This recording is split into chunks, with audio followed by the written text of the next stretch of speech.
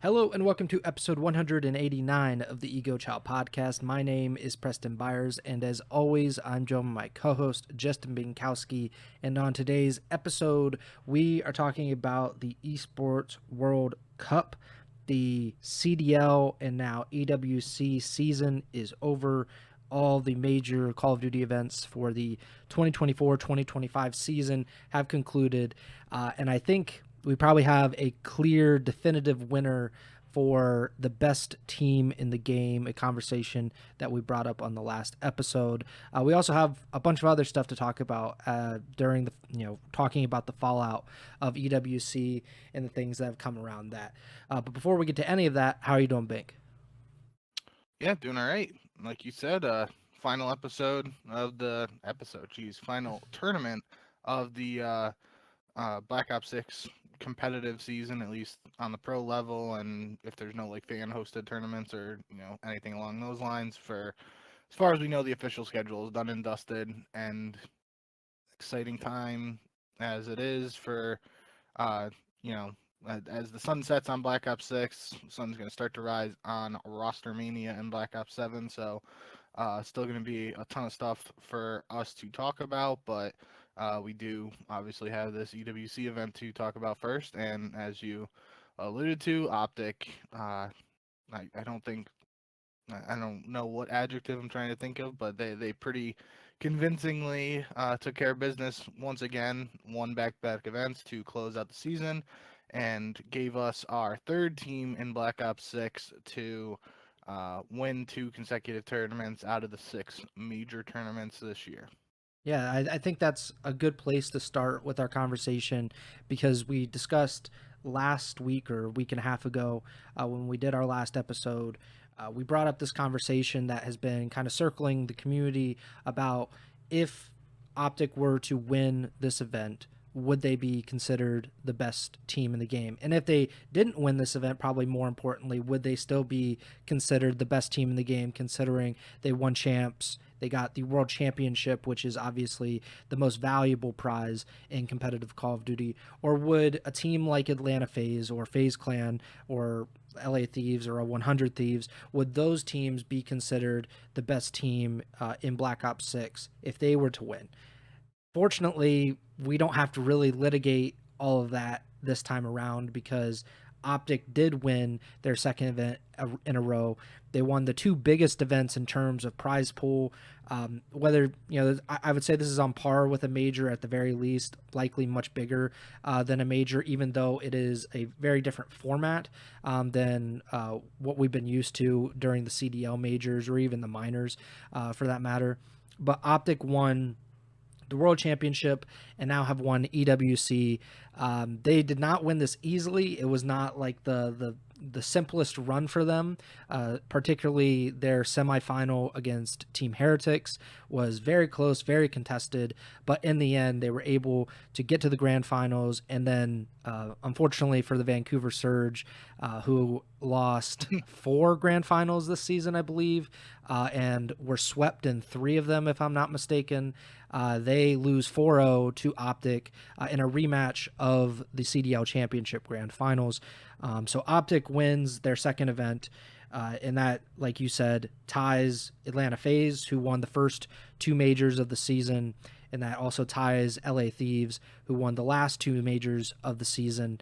I assume what your answer is going to be, but I just want to ask it: is this EWC win proof that OpTic Texas or OpTic Gaming is the best team in Black Ops 6? I do think that little caveat that you had at the end there it's something we didn't consider uh, last year when we were talking about EWC and we got into that whole like three-peat for FaZe and everything like that, but we didn't have to because they competed as Atlanta FaZe at EWC last year. But I believe even Scump said, and maybe Hex on the watch party, that this is the first time OpTic Gaming has won a COD tournament since Black Ops 4, I believe is what they were saying. Las Um, Vegas? that's what I was thinking, yeah. And I think somebody tweeted the year, and I just can't. If it was Las Vegas, I think it was the end of 2017. But regardless, that is a little interesting. just because, technicality and the haters and everything can say that. They can also say this is a single elimination bracket, which is a little funky. Another interesting caveat too is you kind of mentioned like comparing it to majors, but technically OpTic's 2 wins at these last few tournaments. One for champs was an 8-team tournament, and this was a 16-team tournament. Obviously, majors are 12-team tournaments.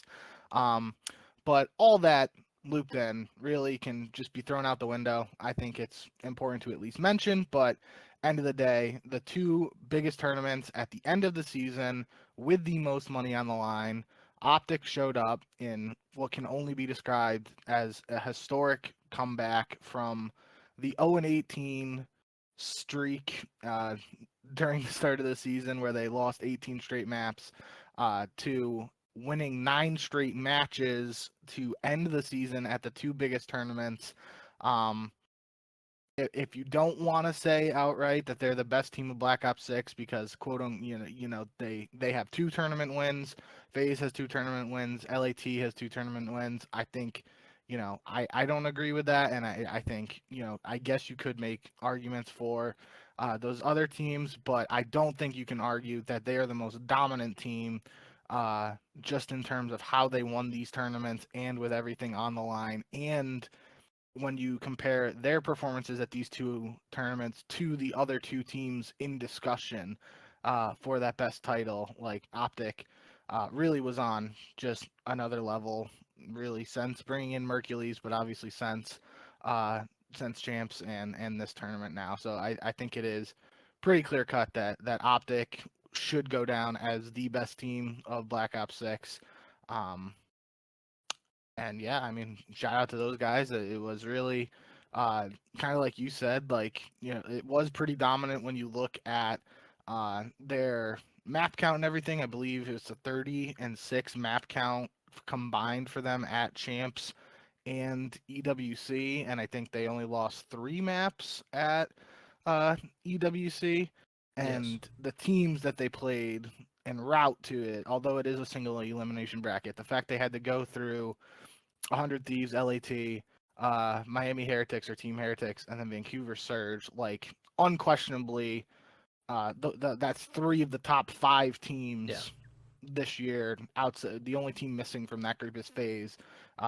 Regardless of where you want to rank them, that's 3 of the top, well, including OpTic, 4 of the top 5 teams this year, and OpTic had to beat 3 of them to claim the second title. I think that goes a long way too in any form of debate in terms of how dominant OpTic's end of the season is. But yeah, just looking at I mean, OpTic always does a great job in terms of producing content and everything like that. But I cannot wait for whatever type of I've seen people talking about like the process or whatever type of vlog or video documentary they put out for this season. Like it's going to be absolutely incredible because OpTic's always recording and they undoubtedly have a lot of footage from earlier this year when they were struggling that they probably didn't release. But just in my head, thinking about like a video where they have that, they start the video off with that sort of footage and it feeds into uh, the highs of champs and EWC after showing the absolute lowest of lows that they experienced earlier in the season. Um, I am thankful that for the way it played out with a team like OpTic because if this happened, let's just not to throw them under the bus, but like if the old Paris Legion, if this was the type of season that they ever had, like we're not getting any type of video or documentary footage or anything like that. It's just it is what it is. But OpTic's great at telling stories, producing content, all this stuff, and I definitely am looking forward to inevitably whatever type of content they push out to really tell the story of the Black Ops 6 season, and it should be a good one to relive whenever. I mean, I don't think they've confirmed it, but I would be surprised if something incredible just isn't dropped out of all this. Yeah, we talked about on the last episode, but this is probably the greatest turnaround in Call of Duty history because when you win champs, like I think both of us, considering how poorly OpTic had done throughout this entire season, I think there is some hesitance to proclaim that they're the best team or that they had the best season when you saw how bad they were and how they basically looked like they had no shot at really like they were so close to not even making champs. They you thought, okay, there's no way that they're really going to have any kind of success even later in the season. And that has completely changed. It's not just one event now, it's two events. And like you mentioned and you illustrated, it's not just two event wins, it's two events in which they dominated. 30-6 map count, like you said. They went through the group play in this tournament. They swept both of their opponents. Then they beat 100 Thieves 3-1. They had that thrilling match against Heretics in the semifinals where it comes, the first map is decided by 1 point. The second map is decided by round 11. The third map is decided by round 5. So, so many things could have went wrong there. And really they did, because they lost the first two maps there and really could have been eliminated. And then they reverse sweep Heretics, and then they go on to sweep Vancouver in the grand finals. So, I think definitively, no disrespect to the New York Subliners in 2022 or 21-22, where they had this incredible turnaround. For this kind of turnaround to go from potentially the worst team, losing to the Vegas Falcons, losing to LAG, and then to win champs and EWC at the end of the season, I just can't think of a better turnaround story than what OpTic has experienced this season. I mean, it's pretty incredible. I would love to, like you said, watch how they did this. I want to see the dysfunction that certainly had to be there in December and January and February, pretty much all the way until they get Mercules in the building, it seemed like, and everything seemed to click into place from there.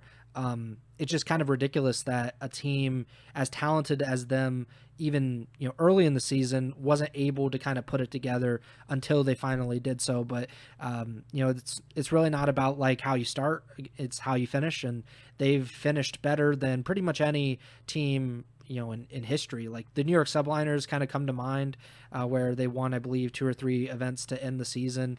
United in 2019, I believe, where they win the CWL finals and then win champs. Like there are things like that, but even those teams were not as far gone and seemingly hopeless as OpTic was. And it's kind of in stark contrast to the other two teams that we expected OpTic to form that top 3 with this season in Atlanta FaZe and LA Thieves.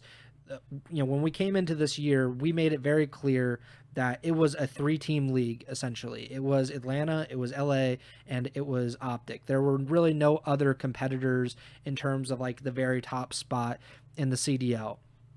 And what we saw for most of the season was 2 teams showing up and being super competitive and being the championship contenders that we thought they would be. But at the end of the season, OpTic ascended and did way, way better than any of us could probably have imagined. And FaZe and 100 Thieves, for whatever reason, kind of fell by the wayside. At this event, 100 Thieves, they lose to OpTic in the quarterfinals, so they finish tied for top 8. FaZe doesn't even get to the quarterfinals, which is truly shocking, because they've really only struggled against a handful of teams. And this tournament, they lose to Omit, a challengers team, in the quarter or in the group play qualification match, to get knocked out. And they nearly lost to them in their first match of this tournament as well. So, I don't want to take anything away from Omit, but the fact that FaZe is pretty much dominated against most of the teams in the CDL this season, and then at champs they get top 6, I believe, and then they get top 12 at this event. I'm just kind of shocked. What did you think of, just to move off OpTic real quick, but what did you think of LA Thieves, or 100 Thieves, I guess, at this event, and FaZe, and how they performed? Yeah, I think FaZe, for starters, since they technically got a worse placing than 100 Thieves at this event. I texted you when they were playing Omit for the first time that Octane was on. He was obviously doing his own watch party. I was watching Zuma's watch party, and he basically compared like this first match for between FaZe and Omit to the legendary showdown between OpTic and Panda Gaming back in IW, when it looked like OpTic were on the ropes of potentially getting a top 16 placing, I believe, at that Atlanta tournament. And there was talks about would that have been the end of the dynasty, yada yada. And the comparisons are pretty they're there if you want to make them between, at least the FaZe trio and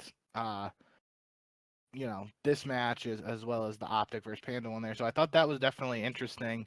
And it certainly is interesting that how it worked out, where FaZe had to work super hard to even avoid that upset the first time around. Then they play them again, and they do, uh, you know, they do end up losing to that Omet squad, which we can talk about a little bit later. I think already some people pretty excited about the guys on that squad and potentially what they could do if they're given CDL opportunities next year, given what they showed at this event. Um, but yeah, and end of the day for FaZe, it almost feels like an inevitability in my eyes. If it wasn't, already inevitable based on the end of their season at champs, I think this adds further fuel to the fire that it almost feels like FaZe are guaranteed to make at least one roster change.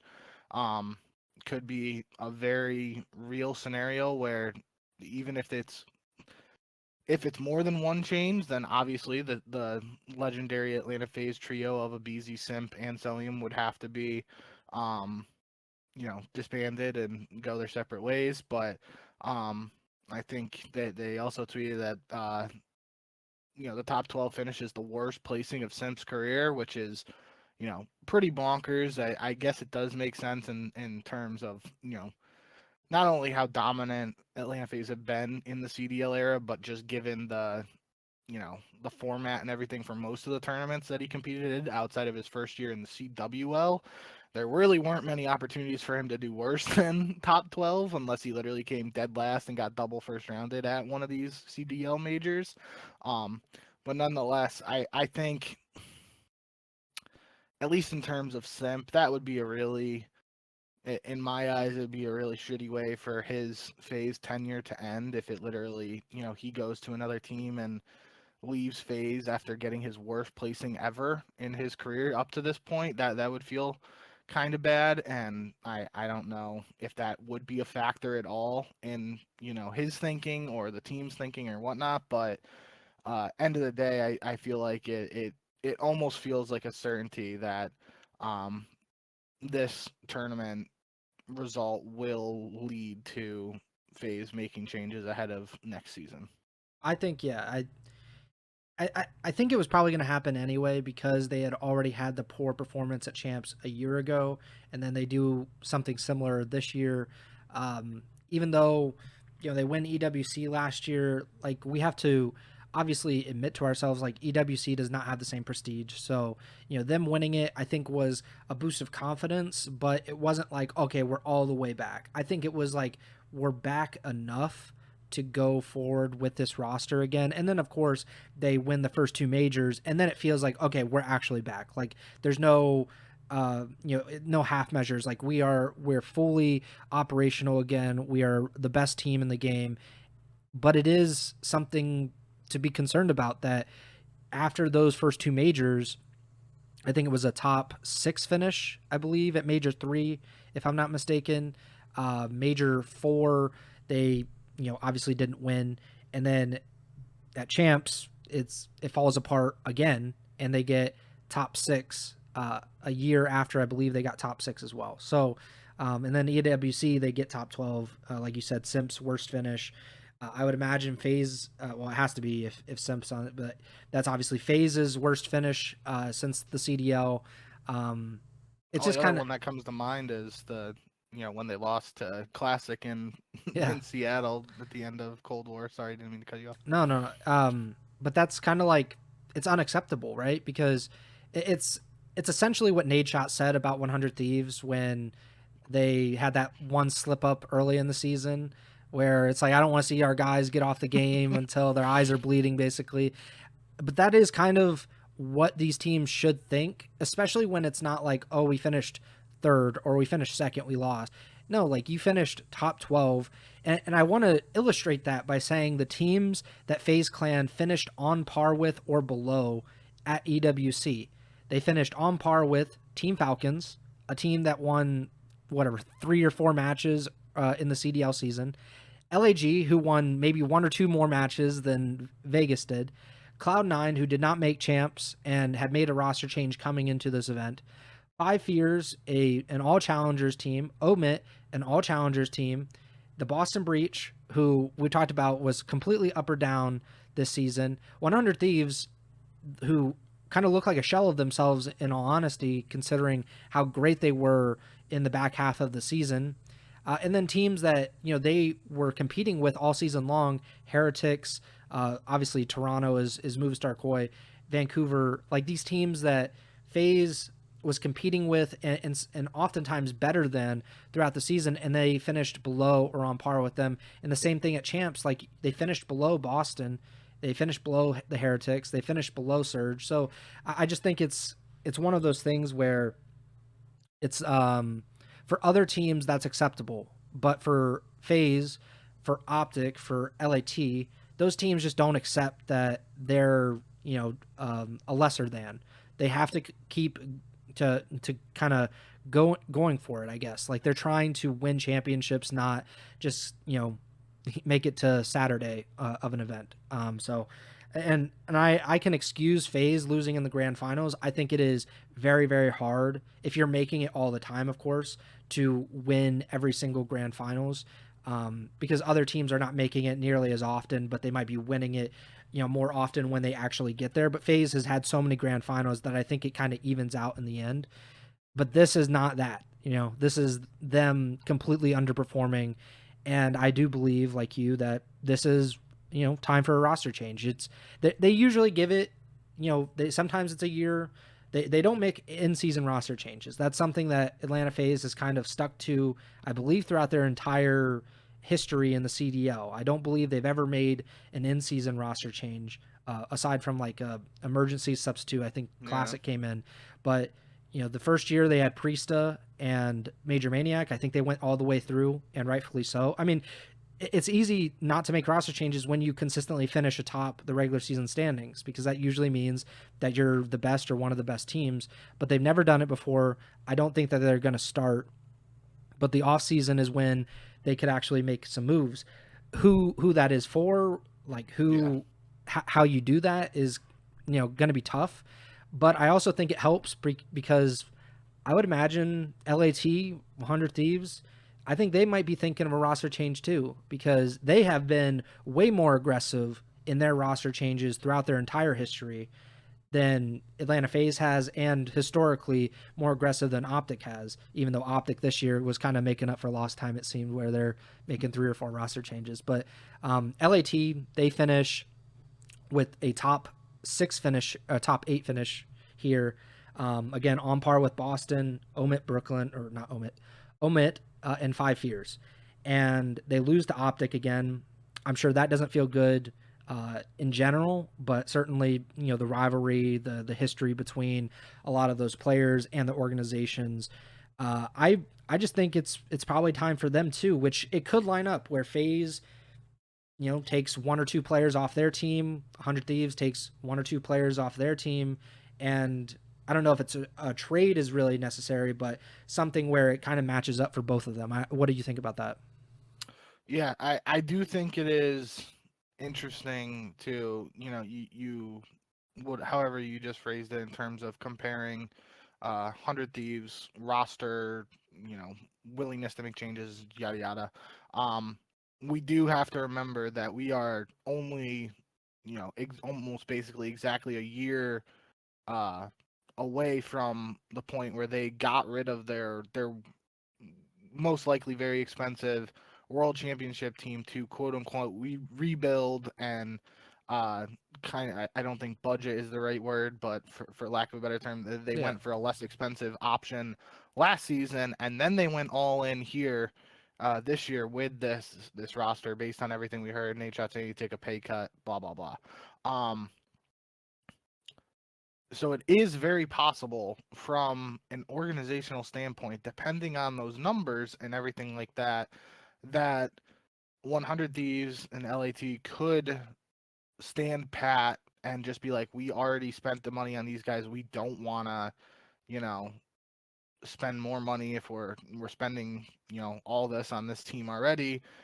and that could inevitably be a deciding factor in whether or not this team makes changes. There also, I mean, there are unquestionably a ton of variables that are going to be um, a part of this roster mania, but um, depending on the language of contracts and stuff, if Hydra or Scrap are somehow approached by potentially one of these other teams that we've heard rumors of potential Saudi teams looking to purchase spots and whatnot, even if they don't, we heard just last year that GentleMates was in the running and potentially upping the price in a bidding war with 100 Thieves for part of this super team. Like it's very possible that, um, you know, for a lot of these, even the FaZe guys, that like some of these teams just throw an absolute massive offer at these guys, and depending on the structure of their contracts and whether there are restricted free agents or unrestricted free agents, like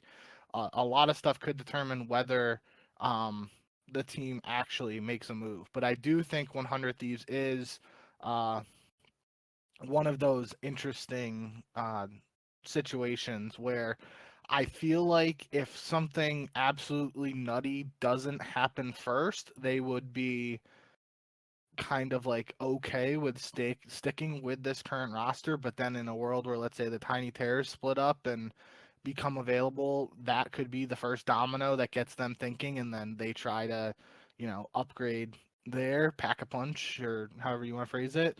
Um, so yeah, I definitely think, I think one thing I was gonna do for this episode, but I think we can wait until we have less to talk about from a tournament perspective, and it's more roster mania focused solely, is like looking at all 12 teams and their likelihood of making changes. And I think right now in my head, if I'm doing it from like a tier list perspective, it really feels like OpTic is in that not making a change category. I think Miami is. I've seen people saying like maybe Heretics try to get Stoopy from Boston, and that's the quote unquote next Spanish player they try to get. I also think Miami is in a position where they could just do what they've been doing these last couple of years, and it's like they keep their current roster and they try to sign like a fifth man amateur Spanish player who is on the bench, and then inevitably during the season he comes in to replace someone. Like they could go down that route. But I think outside of those two teams, um, I would say like FaZe, it feels like has a more strong likelihood of making a roster change than 100 Thieves, and it obviously could turn out that both teams do. Could turn out that both teams make a change with players on their rosters for the season.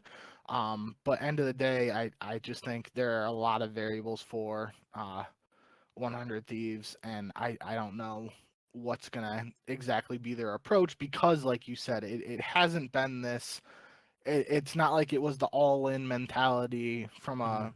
a financial perspective for the last couple of years. We have that blip in the radar of last season where they were trying to save money, and that just has me being probably a little more cautious in the back of my mind, as opposed to like saying like, yeah, 100 Thieves is gonna go out there and get Simp or BZ, no questions asked. Like I'm a little more hesitant to say that.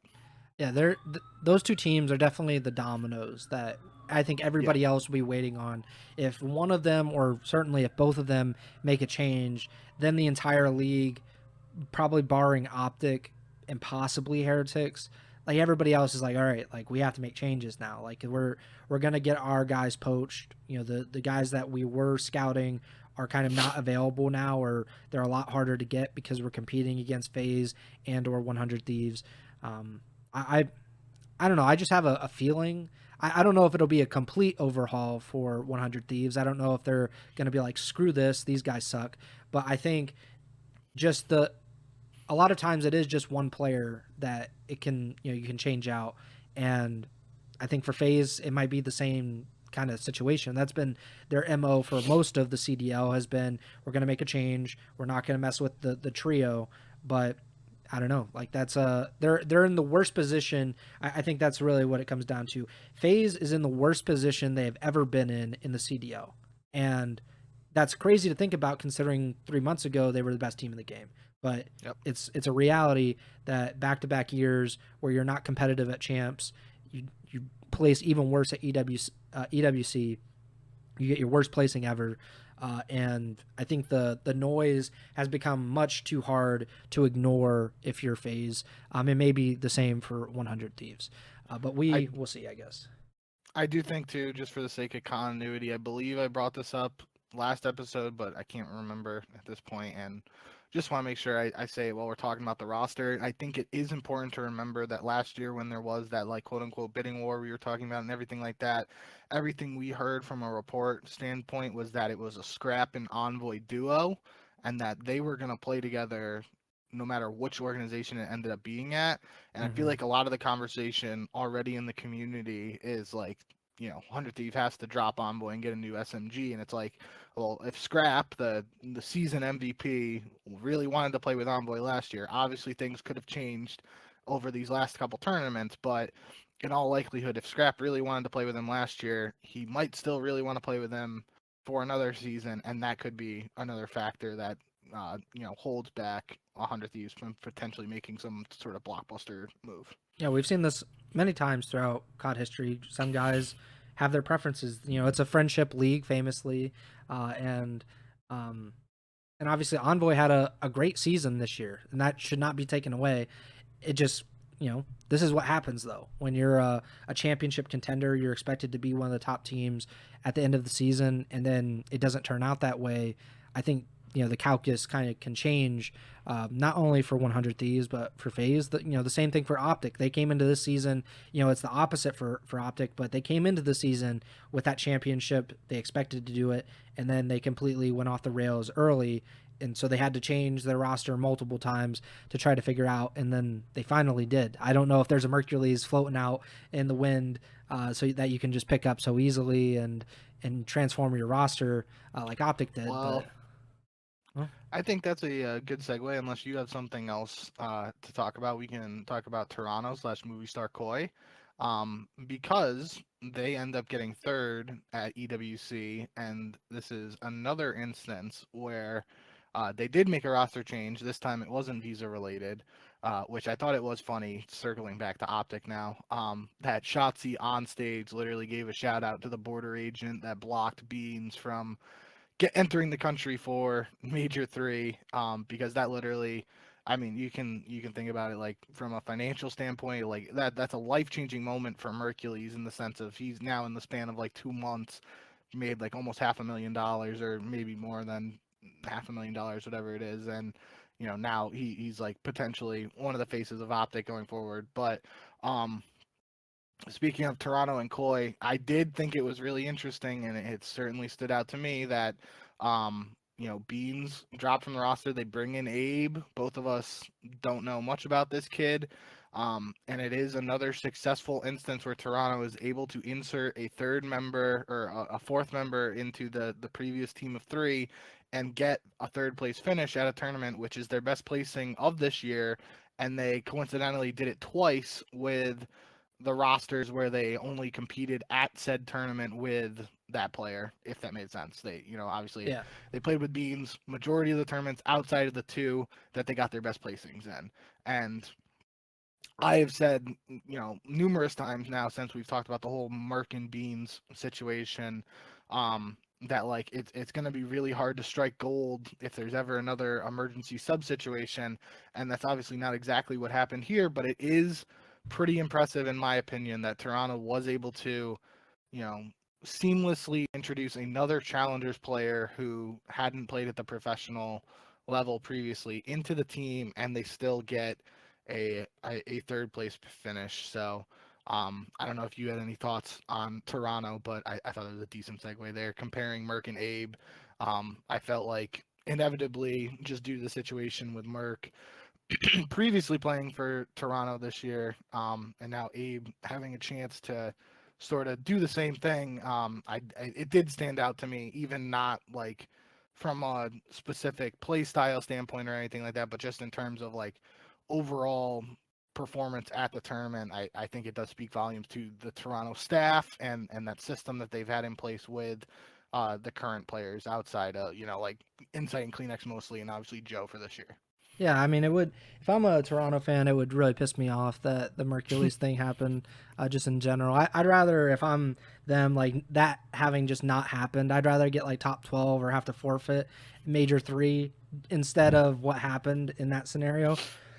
But yeah, I mean, Abe should be a part of this roster moving forward.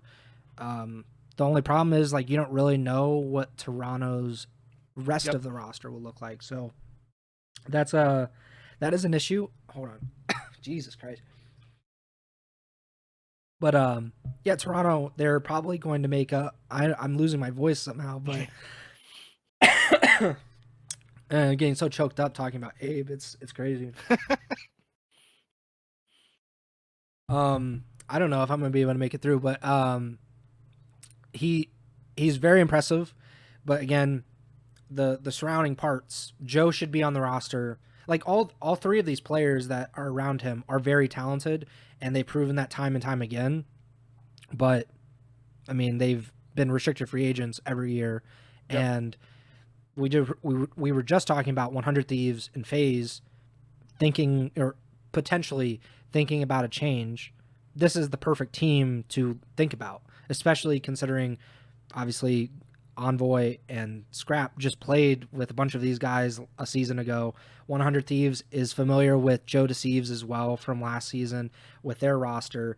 Um, it's like they're a team that's probably ripe for the picking for a lot of these other teams, but if they're willing to pay the money and keep this core together, they can be a competitive team next year. I don't know if a championship team because Insight's going to have to step up. He had probably his worst season of his career this past year, which is unfortunate because I think he's very talented. But I think it whatever happened this season, it did not really reflect well on the rest of his career, and it certainly didn't help them in general. I'm just not sure about their future in general because of the Yeah. way that they've kind of operated within their team over the past few seasons. Yeah. I'm not really sure. Like looking ahead, if Abe sticks with this Toronto team, and even in a world where he doesn't, I just think it's really impressive what Toronto was able to do, at least in terms of like having a meaningful placing at an event that you don't win. The fact that they were able to get two top three finishes with you know amateurs players debuting at the pro level for the first time, and it happened on two separate occasions. Uh, that really did stick out to me. I think. Sorry, I do think like you were kind of alluding to, Toronto is going to be an interesting one for roster mania because of like what you said with the organization seemingly giving players an opportunity to explore their options every offseason in CDL history. Um, I think Joe Deceives is an interesting case in the sense of he obviously was signed last offseason to Toronto based on what we know about contract structure in the CDL. It's possible that Toronto could look to extend him for a 1+1 deal. It's also possible that he could get an offer from multiple other teams, and he's not willing to turn those offers down. You mentioned 100 Thieves. I really think. Let me see. Yeah. Um. I think the name that I am really uh just have linked with Joe Deceives is Abizi. I know they're really good friends, and they play ranked together, and I'm pretty sure they even like vacation together in the off season last year. I think even Draza did too, so might not mean much. But end of the day, I do think in a world where a Beezy stays on FaZe and Simp leaves, I could see Joe Deceives like instantly wanting to go to FaZe to play with a Beezy. There are other situations where like a Beezy leaves to join a team, and then that Joe Deceives doesn't have an opportunity to follow him to another team if like a BZ's the final player to join a squad, like 100 Thieves or something like that. Um, but I think especially with these rumors, not even real rumors around the Tiny Terrors or whatever, but in a world where Simp and Abizi and the Tiny Terrors finally break up, Abizi or sorry Joe Deceives and Neptune. Are obviously two SMG players that we've really talked a lot about this season, and they could, depending on the situation, uh, they're both players, especially Neptune, because he entered this year from Challengers. He's likely on a contract that's, not super expensive. Vancouver could look to just extend him, but he's also a candidate. If he gets another offer, he can't refuse from another team. He could look elsewhere too. So I think that's Joe Thieves and Neptune. I feel like they are in very similar situations from a contract standpoint, even from the outside looking in. Don't have any insight into what their actual contracts look like, but with basic information on CDL contracts and everything like that, it feels like they're in very similar situations heading into this offseason. And given the rumors of potential FaZe moves, they are immediately two interesting SNG options to potentially play with either of the Tiny Terrors if that duo splits up, as is someone like Kleenex, which we talked about. He mentioned we talked about before him playing on the flex for this event, and I forget his exact wording in his tweet. It was something at the very end here. He said, "Might be time to hang up the flex early." So he could be being a little harsh on himself because obviously Toronto played well, or Koi played well as a team this event, and I can specifically remember him having some decent moments. It was with an SMG, but there was one vault control, I believe, where he went on like a 5 spree in the other team spawn. I can't even remember what team it was against, and I was just like, yeah, this is prime Kleenex right here. He's still got it. So Kleenex is another interesting opportunity, and I think, uh, you know, until we start getting reports and murmurings and stuff, it's going to be a lot of ambiguous stuff in terms of, yeah, this team could do basically anything, and that's the position a lot of these teams are in. But Toronto is one, definitely a team I have circled because there are multiple avenues they could go down for as an organization, and the players individually could go down too. You mentioned Neptune, so I think it's a good time to talk about Vancouver because they are in a very interesting position, a very good position, all things considered. They started this season with very little to no expectations. It was not expected by anyone that they would be in this position. They were essentially dead in the water a month and a half into the season. And after the signing of Neptune, were able to turn it around and became the only team this season to make it to 4 grand finals. So that expectation has certainly changed.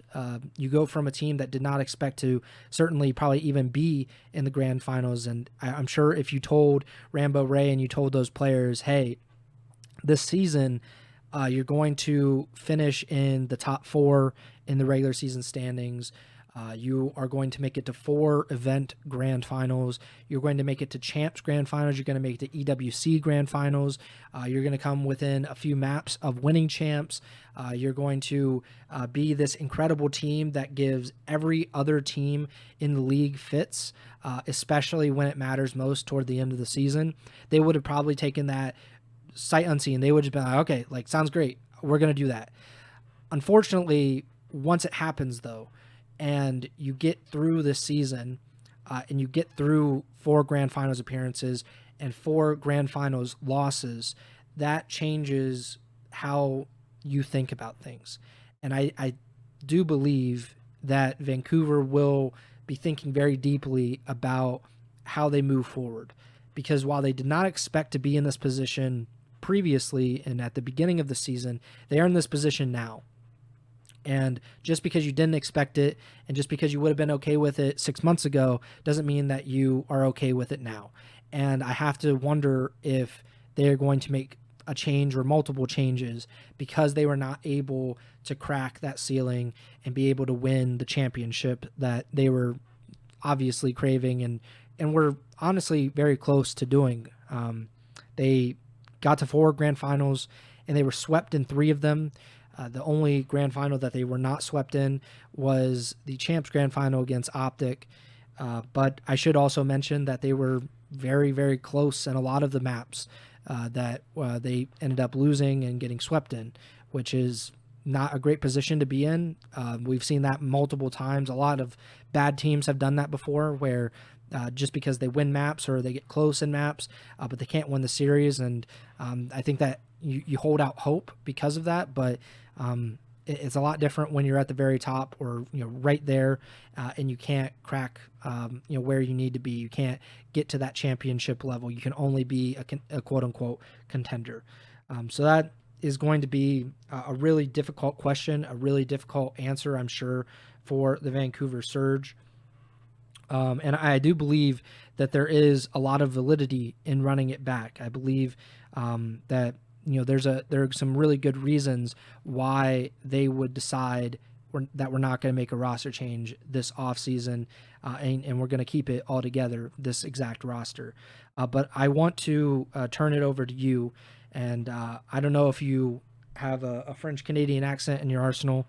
I don't know if you're able to speak like Rambo Ray, but if you're thinking like Rambo Ray going into the summer and trying to figure out what is the next best move for the Vancouver Surge, if you are Rambo Ray, what are you doing?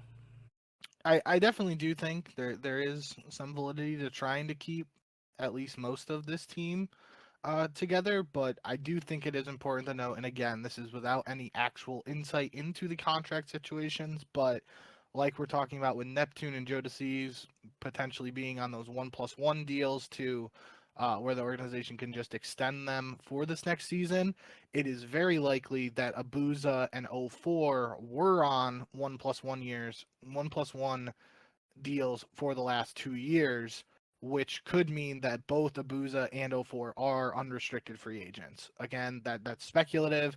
Don't know anything for sure. But just based on background knowledge of how the contracts potentially work, that could be, just something to note and could potentially ruin any plans of, in theory, running back this squad for Vancouver. At the same time, saying that, it's also very possible that those guys, even if they are unrestricted free agents, that are like, yeah, we got unfinished business to do. 0-4 in 4 grand finals appearances on land this year. No, I said I wasn't talking about 0 for the player there. 0-4 in 4 finals appearances. That could be incentive for 0-4 and Abuza to be like, yeah, I want to run it back with this squad. I want to get it done, and I want to win a championship with these guys. We've been so close in our first, not even a full season playing together. Let's see what we can make happen. So that is, I do think, at the bare minimum, it feels like Vancouver is in a position to at least retain Neptune and Nasty. Just again, that's purely based on how they played this year and most likely their contract situation. Since it's their first season with Vancouver Surge, the organization could, in theory, just tack on the extra year extension or however that works. But Abuza and 0-4, in theory, potentially being unrestricted free agents, could throw, like a wrench in the plans or whatever. So that is an interesting sort of development that we'll have to keep an eye on with this squad. I do know, I don't know, but one thing I have said, I don't even know if other people in the community have really said it, but just like, I know Abuza isn't French, but like that possible connection with GentleMates and European fans if Abuza gets an offer from that team to play with someone like Cobra, who I've mentioned before too. If they're targets for that team, that could be something that also throws a wrench in these plans, but that's all speculation. That's not based on anything concrete. Yeah, I mean, it would be cool if we had like Abuza, Cobra, and Hydra on one team to really solidify this French speaking connection. But what I was saying about the validity of keeping it together completely and not making any changes is that it's a very real strategy in traditional sports, particularly in basketball, where teams that are kind of close or not even like real close, but they are like, all right, like we made the playoffs, like we had some bad breaks, some bad injuries, things didn't work out for this year, but we're going to run it back next year with pretty much the same team, the same coach, everything. The reason those teams do that is because it gives them another opportunity to win a championship. And sometimes the bad luck strikes the other teams. Sometimes, you get the injuries and you get the bad luck, and sometimes the injuries and bad luck go to your opponents and you're able to take advantage of those opportunities. I mean, it's happened before, I guess. Like a team, I think like the Dallas Empire in 2020 was like they had a really rough start to the season. It wasn't that great, and they just kind of stuck it out and FaZe looked like they were probably going to run away with it, and Dallas just kept chugging along, and then they finally clicked into place and won. United has tried this, or they tried this multiple times. It didn't really work out too well. A lot of other teams have also tried sticking it out and seeing how things worked. I think the best example was probably, more recently, is the Seattle Surge, when they had Pred and Sib and Accuracy and Mac. They ran it back, even though there was a real compelling offer from OpTic to sell off Pred's contract and kind of cash out at that moment, even though it was not good for the championship success of the team. It backfired in the end because they did not have the success that they wanted to or possibly expected themselves to, and Pred ended up leaving after the season anyway. It's not the exact same situation, but it is, making a bet on yourself that even though, Seattle had their shortcomings and they were not a perfect team by any means, they tried to give themselves another opportunity or more opportunities that season to win championships, and it didn't work out. I'd like to see them, possibly keep the same core going into next season, but like we've mentioned a few times, the dominoes lie with LA Thieves and Atlanta FaZe. If one or both of those teams make changes, it'd be very shocking if the Vancouver Surge also did not make a change. Whether that is to, for one of their players to go to LAT or Atlanta, or however that may work. But I think they probably will make a change. I just don't know who they could possibly bring in that will get them to the same level. Because this is kind of like the perfect storm of things. Like, they have this incredible team. They just haven't been able to break through at the very, very top level, even though, at Champs, they were incredibly close to doing so. And a lot of these grand finals that they got swept in, like, the individual maps have been very close, which, that's a really confusing thing, I'm sure, for them about, like, whether how much they should take out of that, or how much they should kind of blame themselves or think that they could have changed things. I'm just very interested to see what Vancouver does going into this off season. Miami, though, I think they're probably. You got one more thing? Before I want to talk about Miami, but I do want to talk about this as it is very fresh. As of 20 minutes ago, Ronnie Intel just reported something that we probably most likely all saw coming, that GentleMates / LAG are officially set to blow it up. The interesting thing in this report is just that he mentions Kismet specifically will become a free agent, says Lunars and DiamondCon are also set to be released, but a final decision on Johnny is pending. So I think that is interesting to note that Johnny might stick around, and he certainly had some moments here and there, but obviously, given the situation with GentleMates this year, he didn't necessarily have the best opportunity to fully showcase what he's capable of. But immediately, this might not be Tiny Terror level domino as we were talking about earlier, but Kismet, if he officially becomes a free agent, immediately becomes one of the top SNG options on the market. So wanted to get that report out fresh while I just saw it on the timeline. Yeah, that's a good point. I have no idea.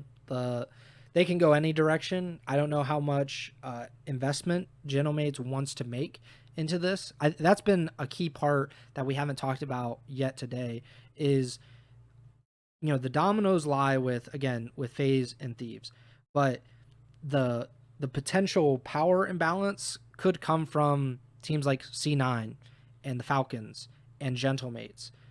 These teams that, if they want to invest, they can really shake things up, and they could really make it tough on some of the bigger teams, the more well-known teams like FaZe, LAT, OpTic, all them. But I don't know what their strategy is going to be. Vegas certainly has just from the parent organization, certainly have the ability to do this, but I don't know how they're feeling about their current roster, or the restrictions they might have with having Saudi players on the team, if that's something they want to go back to, all that. C9, I think this year was a complete wash. I would expect them to actually build a team this coming season, or this coming off season. And GentleMates is probably in the same boat, because I don't know how much they really were able to control everything with this team. But it's also a 12-team league, and there's a lot of competition for players. So I'm interested to see Ojani being kept around is a very interesting choice. I don't know what that indicates for the future, but we talked about it on the last episode that VOs would probably have a pretty good idea of like what the players are in general because of the Diamond Con effect and him being very familiar with that one player and being able to judge independently what the other guys are around him. I don't know, like they obviously didn't have a great showing at EWC, and it's very hard to judge that one way or the other. But let's talk about Miami because they are one of the most fascinating teams. I said that Vancouver is probably the most pleasant surprise. Heretics is right up there as well. This all-Spanish roster with the two best rookies this season that were eligible really for the award, not counting Mercules. They have just kind of, they nearly won this event pretty much because I think if they had beaten OpTic in the semifinals, there's a real good chance that they would have ended up winning this event. In general, they didn't eliminate FaZe, but they knocked them down into the lower part of the group play, which then facilitated the elimination of FaZe. They were one of the only, I believe they are still the only team to have beaten FaZe and LA Thieves on LAN at different points of the season, because I don't believe OpTic ended up beating FaZe on LAN. Did they do that at Champs? They did. They played first round. Okay, so them and OpTic. So them and the World Champions and EWC Champions are the only two teams to have done that. Well, Vancouver did too, but that's okay. Oh, yeah. Well, my point still does not stand anymore, but thank you, Bink, for completely destroying my point. Regardless, Heretics is a very good team. I'll just leave it at that. They were very good.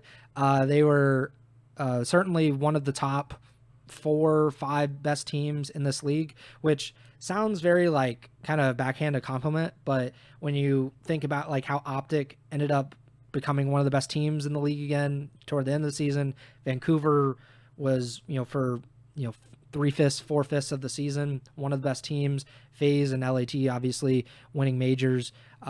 This is a really interesting team. They certainly can get better. I would say like they're not at their ceiling, or I certainly hope they're not at their ceiling, but they do have incentives to make roster changes like all these other teams that did not win a championship this year. They just don't have very many players that they can do that with. Like they're constrained in a way by this Spanish speaking or Spanish roster. I don't think it's really constrained by the actual language, but it's more just they've committed themselves as a Spanish organization to having Spanish players, which is perfectly fine. That's awesome for them. That limits them because obviously they're not going to sign American players, or they're, you said Snoopy is like a potential option, which if they wanted to just stick with like Hispanic and like a Spanish speaking roster, then that works. But if they're just looking at Spanish players, then they're kind of limited to, I'm sure there aren't like, they have this whole area that they can recruit, but that doesn't necessarily mean that they're going to have a bunch of CDL level talent ready to come in to their roster and, kind of continue on where they are. So they're in a tough spot. They're in a really good spot for a team that not many expected to do well. They have 3 players, I think, that are just like they have to keep, like, regardless of what happens. And then, not to just absolutely scapegoat anybody, but Metals is the guy that is, like, I think at risk of being replaced. I don't think it's going to be Rao, Rincor, or Super. So it just comes down to whether they want to replace Metals at this point in time. I think they're probably in the Vancouver situation where it makes a lot of sense to just run it back and just rely on the chemistry that you built over the last 4 or 5 months of this season. What do you think? Is the Twitch stream working for you? I do not know. Yeah. Okay. I got the spinning circle of death right now. YouTube's working, so I figured I could hear you, but now Twitch just crashed for me. Well, I don't know if that's a me thing or a you thing. It's not a me thing currently, but that doesn't mean anything. Okay. It's not live for me, but okay. YouTube seems to be working. So, just keep talking and we'll figure it out. Yeah. Um, for Miami, kind of like you alluded to, I think that the interesting uh, option for them, if it is a realistic option, is Snoopy. But kind of like you said, I think that's most people's minds right now with this squad would be replacing Metals, and I thought Metals played very well for this team, certainly this weekend at EWC, as well as at numerous points. And I don't think he's necessarily like a quote unquote weak link or anything like that. So I realistically think Miami's in a situation where they stick with the four-man roster of Metals, Real, Rencor, and Super, and they look for a fifth option. You mentioned like difficulties and whatnot, potentially like that. Like they have done, Heretics has done a really good job in a limited amount of time of identifying that talent. Even just this year with signing Rencor in the offseason and Super as a sub, and then bringing them both in the roster, and outside of Mercules, two of the top rookies this season. Um, so yeah, I don't know for sure what Heretics will do. I do specifically wanted to mention, that series with OpTic in the winners bracket. We kind of talked about it, and you mentioned like how it all played out a little bit in terms of uh, the 250 249 map 1 6-5 in the search and a 3-2 in the control. I had it, I think is from IOU Turtle on Twitter.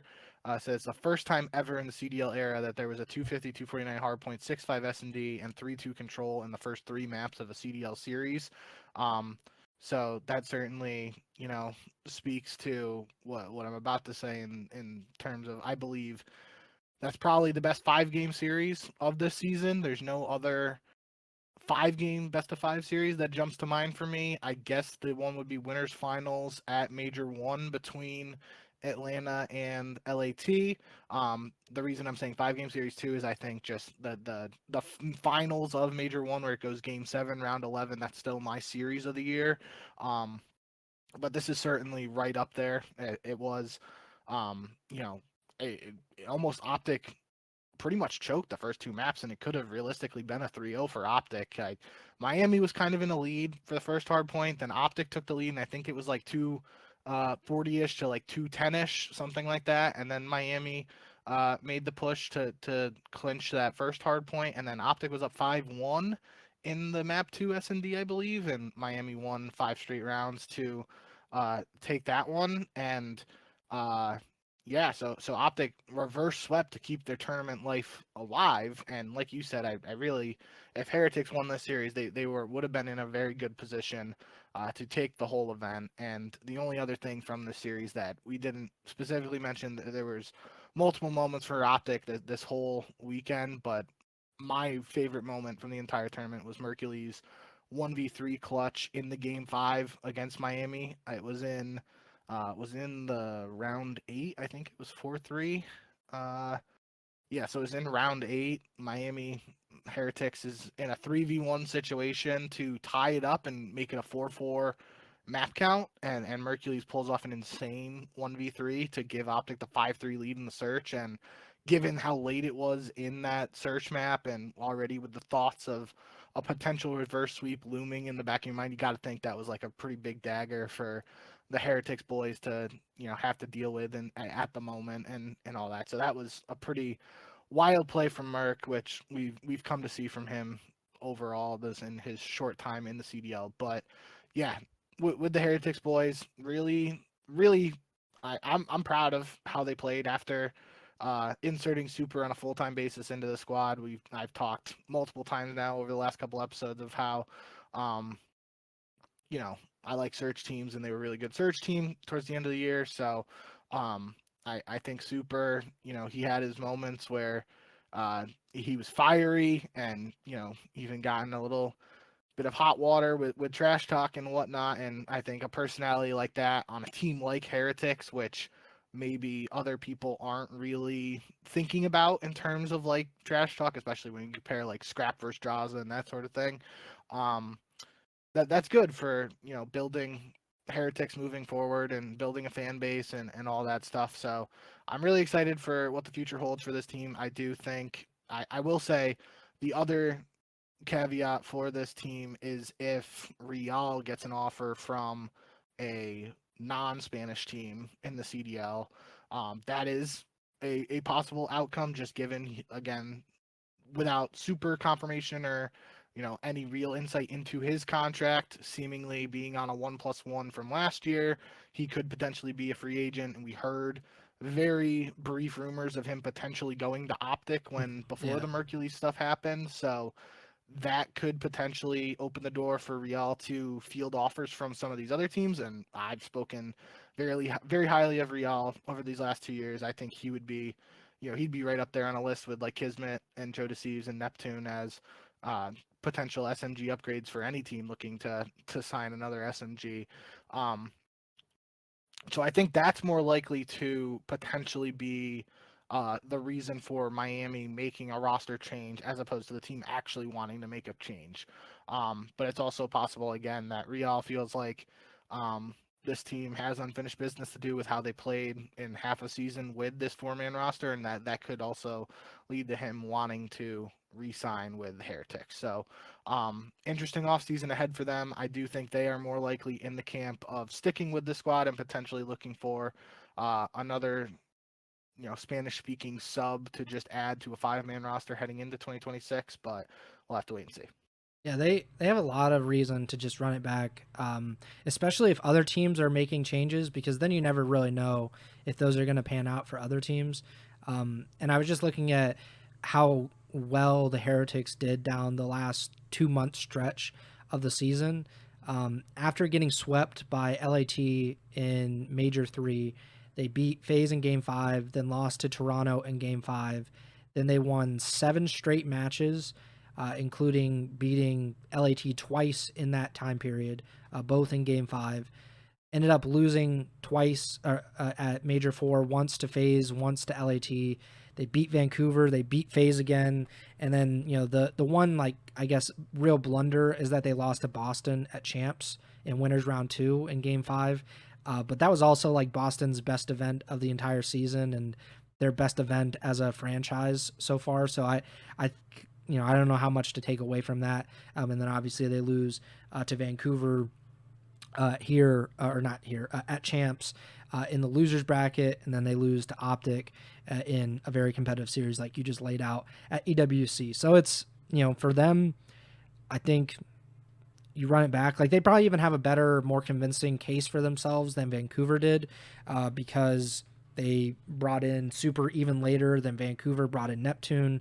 I don't know if they were really expecting this kind of success either. And I think with how young these guys are, how relatively inexperienced a lot of them are, it might be in their best interest to just run it back and see what you can do next year against a potentially new look LA Thieves, a new look Atlanta FaZe, possibly a new look Vancouver Surge. Really, a lot of things that could be completely different and, by effect, worse. So that's a good case for them. I'm very excited to see what they do coming into this offseason. We're over an hour into our podcast here. I don't know how much you have to talk about some of these other teams. We've covered most of the top 8 already, but That's where anything, I want. the Cloud9 thing, I think, is probably something that you were pretty interested in, just because you are a big Win fan, and there was a lot of excitement going into this. Anything else pop out to you at EWC? Yeah, I want to give a shout out to the 2 teams there, Omit and Five Fears, for actually getting top 8 at this event. If you look at EWC 2024 last year, the top 8 was all 8, or it was comprised of only CDL teams, 8 CDL teams. And this year we had 2 challengers teams and 6 CDL teams in the top 8, in a year where there has been a lot of conversation around the whole Envoy thing, talking about like challengers and potential, his feelings towards the amount of talent in challengers, yada yada. And especially given these circumstances with like Merc and Abe rising through the ranks quickly, even someone like Hook started the year in challengers, was able to get on OpTic, win back-to-back events here. Neptune, 4 grand finals, starting the year in challengers.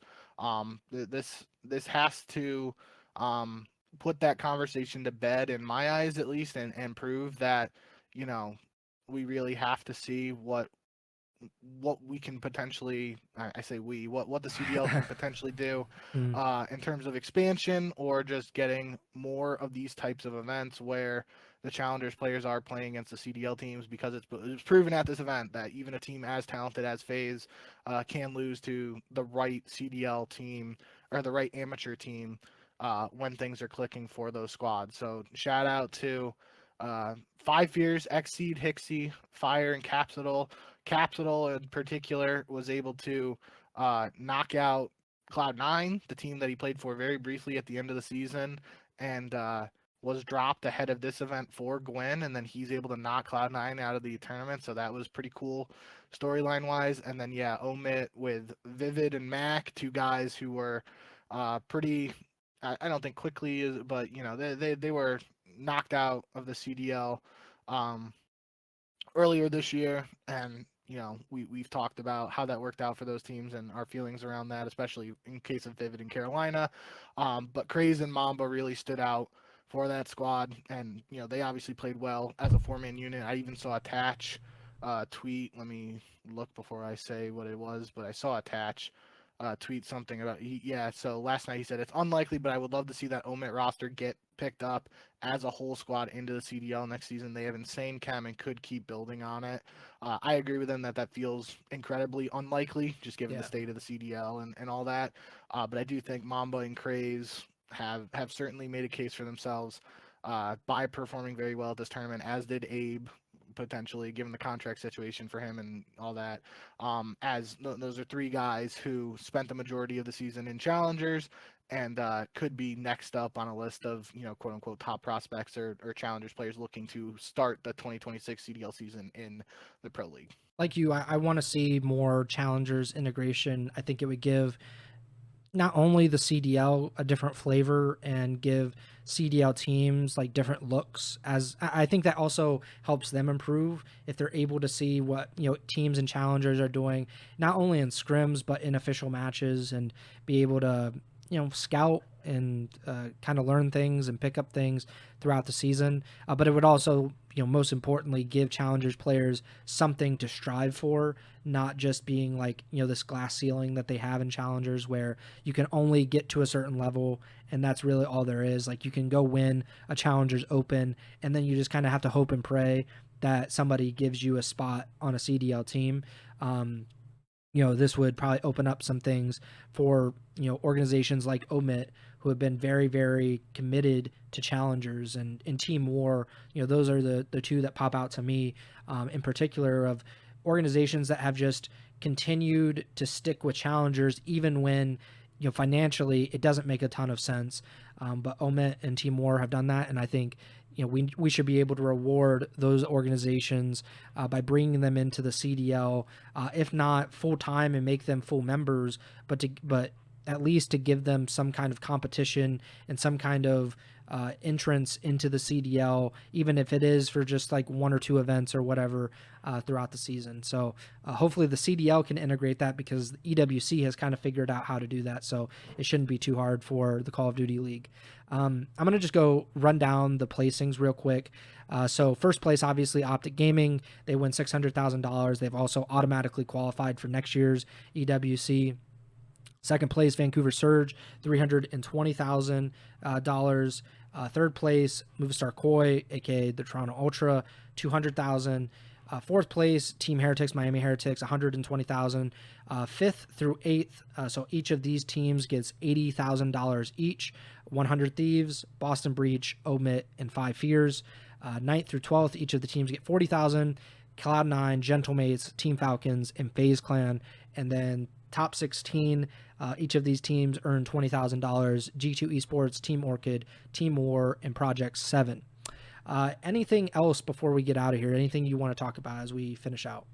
Yeah, I just want to give a shout out to Assault and Bance, especially Assault, in the sense of he officially announced on stage that he's retiring after this tournament. We've seen historically throughout COD that players have announced they're retiring only for them to come back later, but it felt like this is the end of the line for Assault, obviously. A part of that historic 2018 COD Champs Evil Geniuses squad, where they won COD Champs and he was tournament MVP.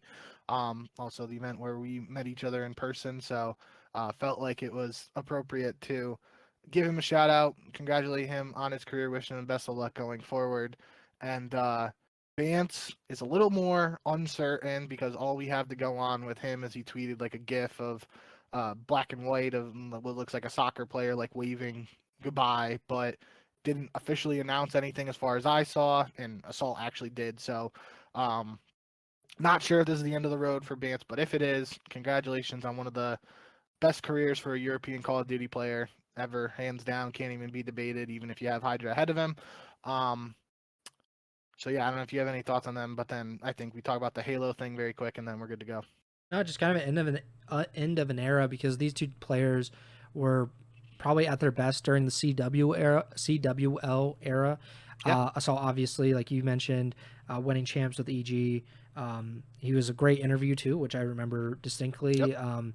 And it probably helps when, I vividly remember him saying, it's nice not to be a Silver Surfer anymore, because EG and, his past with, not being able to win the big one and then finally doing it at champs.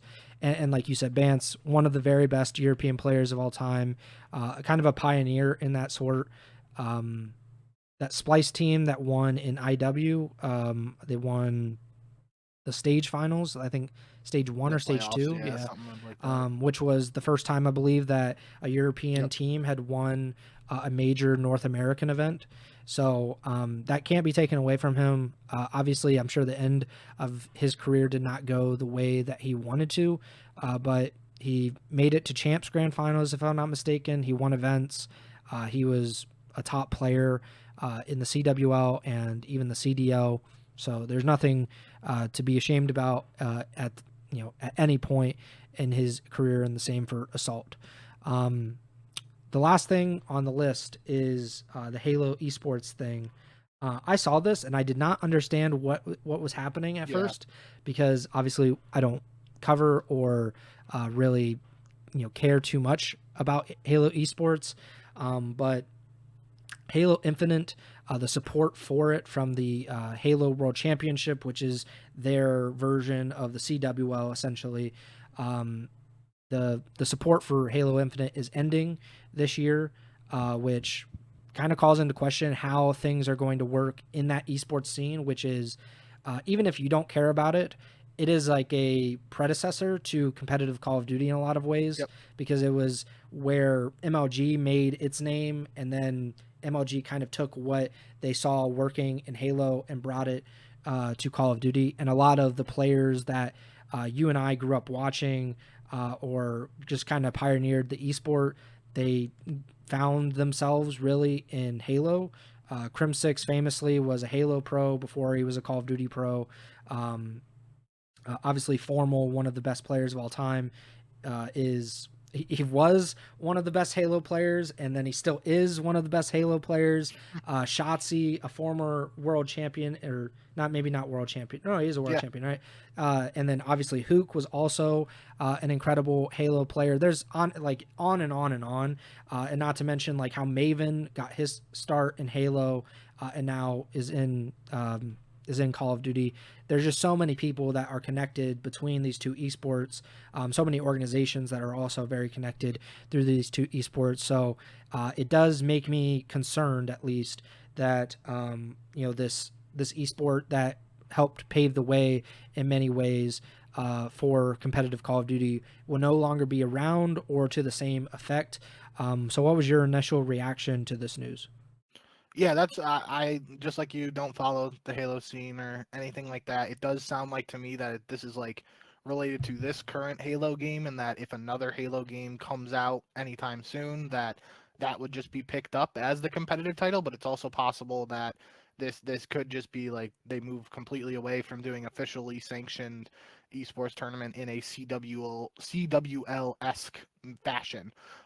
So I'm not really, obviously for Halo fans, that's a tough situation to be in, and all that. So I don't want to talk too much on that because I just don't know, and I'm, kind of ignorant to that whole situation. But what I am most interested in is this potentially having an impact on roster mania for next season for 2026 if this stuff, if there's no Halo to be played next season, some of these top Halo players could look to get a CDL opportunity. And the first name that comes to mind is Formal. Um, OpTic would be in a very weird situation if Formal decides like no Halo to play, I want to come play COD. What do? Do they break up this roster that just won back-to-back events to give Formal another chance?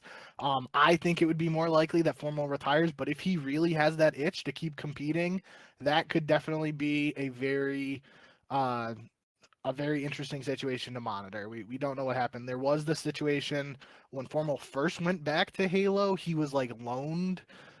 He wasn't on an official team. I think he played for Sentinels. Yeah, I think so. And another team in there too. It might have been FaZe, but I don't even know if it was FaZe.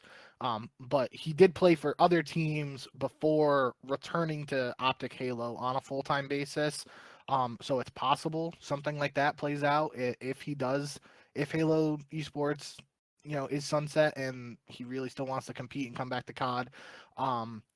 The other name is Legend. I believe that's how you say. There's a Q in there at the start, so I don't even know if that's actually how you say it. But there's a clip of Kason saying that he's like he would be at the top of his list as a player that could come over from Halo and have an immediate impact in the CDL. And Legend himself did tweet out he's a free agent for Black Ops 7, so that is interesting.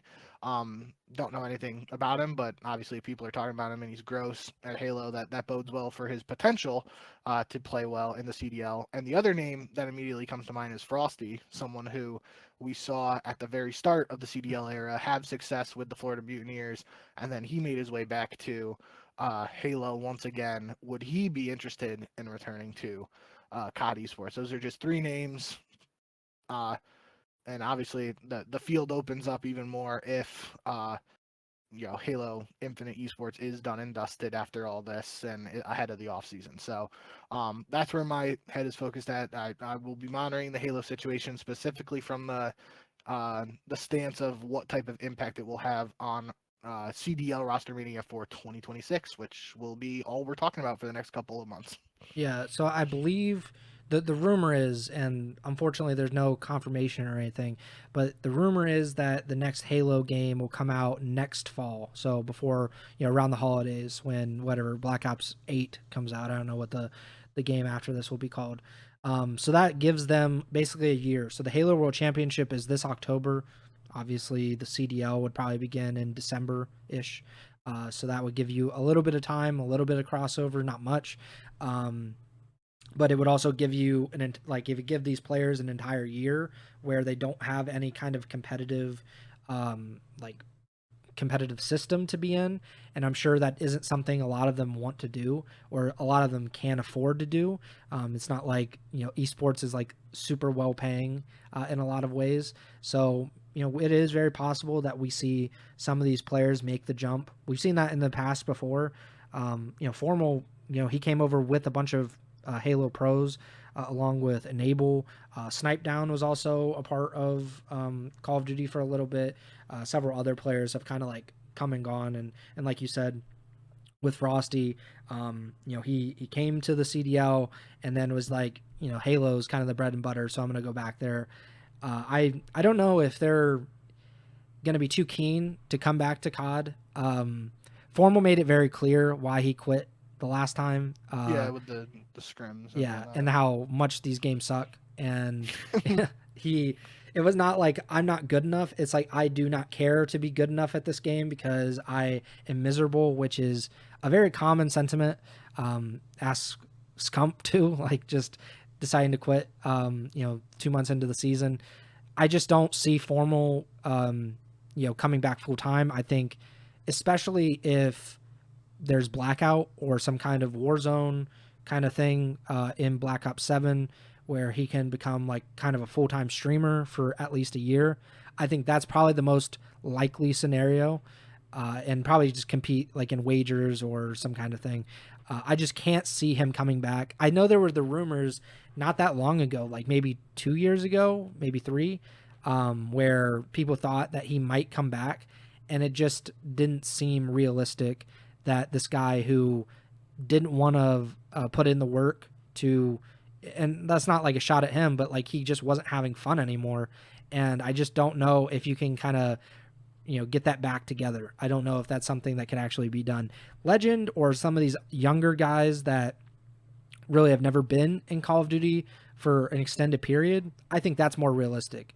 I think we could see those people come in and have a lot of success, or at least give it a try for the 25-26 the 25-26 season in Black Ops 7. So we'll see what happens. I'm interested though. I love when the Halo guys come over. I thought it was really cool when Primal came over, which was like the first big one that I can remember, and I think that was in Ghosts, if I'm not mistaken.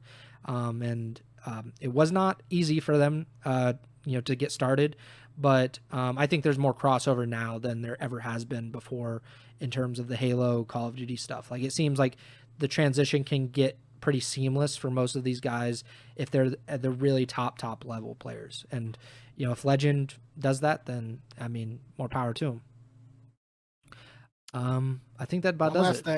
One last thing that I promise we're out of here. Breaking Point just tweeted.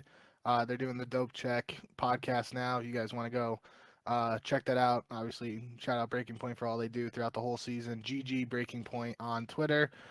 They just tweeted out they do like the graded cards or stats cards, whatever it is, and they awarded their 2025 EWC Burger King, which is who they put a Burger King crown on whoever was the burger or the quote unquote worst player at the event. They gave it to Bink, not me. The other Bink, who was a coach and emergency filled in for Timor at the event. So it's a bad day to be a Bink. I just tweeted that, and that's all I have to say on that matter. I'm going to have to Photoshop this card to put the other Bink in there. So, I think that about does it. We're about an hour and a half in. I do not know when we're going to be doing another show. If people drop news, then it'll be a lot sooner than we think.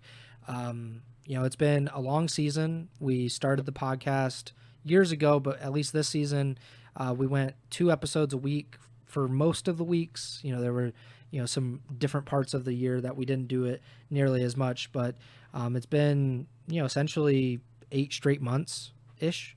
And it has been tiring, but it has been very rewarding. And I've really appreciated how much love and support we've got from the competitive COD community and our Ego Chall podcast community, however tiny it might be. It's always cool when people come into the chat and shout us out, or to or just say hi and tell us how much they like it. So we do appreciate your support. We hope that throughout this off season, we hope that it's really exciting off season. I think that always helps. But we look forward to seeing more of you during this off season and during the roster mania period. But in the meantime, please like, subscribe, or follow the podcast feed wherever you're listening or watching on. We're on Apple Podcasts, Spotify, Amazon Music, as well as YouTube. Please subscribe to the YouTube channel. You can watch the live stream version if you want, or you can watch the VOD version, which cuts out like the pre-show and all that stuff. And, if I make mistakes or Bing makes mistakes, we have technical difficulties that tries to edit around them, so it seems a little bit better than it actually is. Please give us a 5-star rating on Apple Podcasts as well as Spotify. Follow us on Twitter at JBink with 2Ks, at Preston Byers, and the podcast tour is at Ego Chall Podcast. Again, not sure exactly when the next show will be. I would like to at least do a show every 2 weeks at the very minimum, just to kind of check in. It gets very hard to do these podcasts if we go like a month, because then I forget how to even speak to other human beings. So I prefer not to do that. So at the very least, I would hope that we do it every other week. But it also depends, like if we do not have anything to talk about, or we can't think of anything to kind of fill the space between these roster moves and all that, then it just makes it really difficult. I don't know, like Bink and I just play like games or something, like play like Wordle for an hour and a half. Like I don't know if that's really possible, but we'll try to make the best of it this off season. And again, I hope that it's just really interesting, so we don't have to do any of that crap. But that does it for me. Bink, take it away.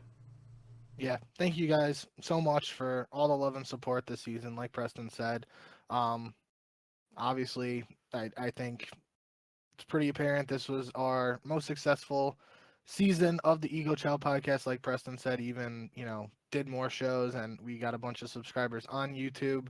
I set like an unofficial goal for us to hit 300 after we saw a surge in subscribers earlier this season, and we got the 254 right now. So that's a pretty solid mark in my mind. Now this season's over, and I think set the lofty goal of doubling that and hitting 500 subs by the end of next season.